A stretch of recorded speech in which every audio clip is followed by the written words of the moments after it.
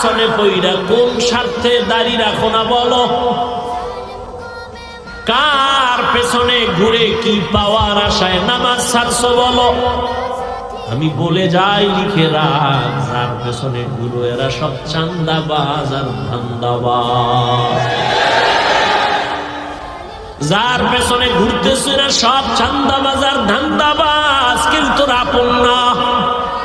অসুস্থ হয়ে 1 সপ্তাহ বিছানায় পড়ে থাক, তোর খবর আর নেবে না।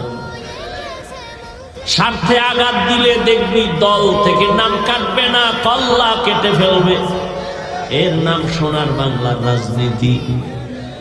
ওই চান্দা বাজার ধান্দাবাজ, চান্দা দিবি শান্তি, চান্দা দিবি না তোরে সাইজ করে ফেলবে।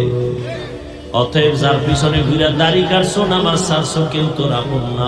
আল্লাহর জাতের কসম, এই জমিনে তোর কলিজার আপন নিঃস্বার্থ একমাত্র উলামায়ে কেরাম।